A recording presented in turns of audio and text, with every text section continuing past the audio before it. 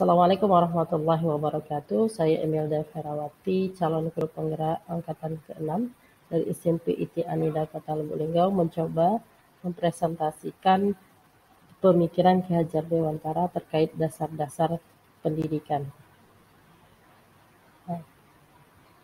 Ki Hajar Dewantara menuliskan pemikirannya dalam dasar-dasar pendidikan, diawali dengan arti pendidikan menurut Ki Hajar Dewantara, yaitu tempat persemaian benda-benda kebudayaan dalam masyarakat.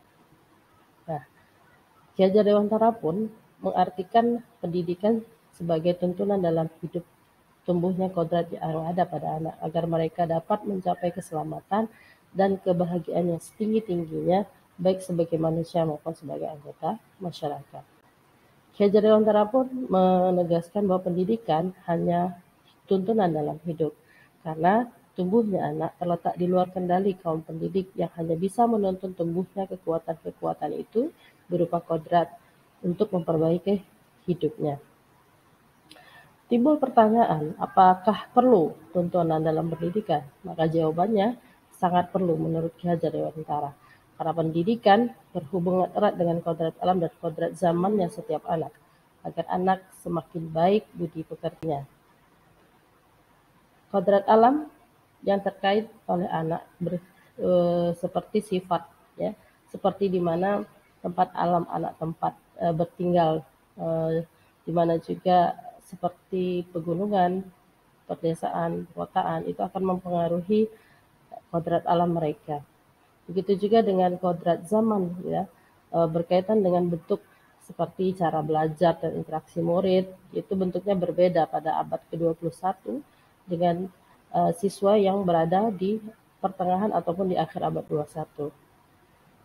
Dan akhirnya proses menuntun anak diberi kebebasan, walaupun pendidik tetap sebagai pamong dalam memberi tuntunan dan arahan agar anak tidak kehilangan arah dan membahayakan dirinya, serta dapat menemukan kemerdekaannya dalam belajar dan hidup bersama dengan orang lain di masyarakat dengan budi pekerti yang baik.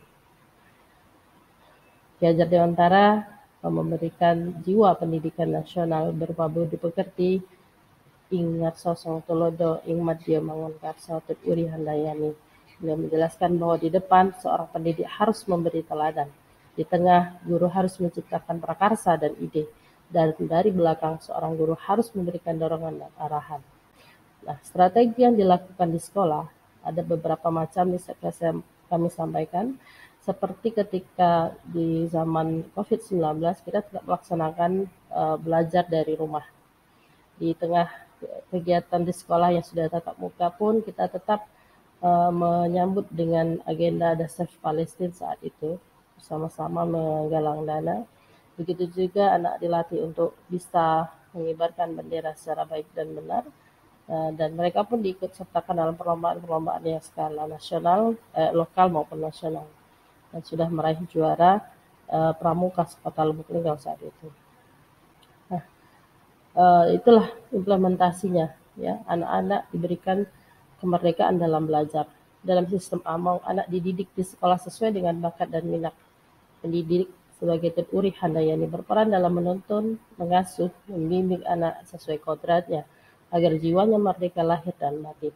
Guru memberikan kebebasan pada anak dalam memilih gaya belajar yang mereka sukai, dari yang tadinya hanya menuruti instruksi berubah menjadi merdeka belajar. Dan akhirnya Ki Hajar Dewantara mengatakan, jadikan setiap tempat sebagai sekolah dan jadikan setiap orang sebagai guru. Allahu'alam bishawab. Assalamualaikum warahmatullahi wabarakatuh.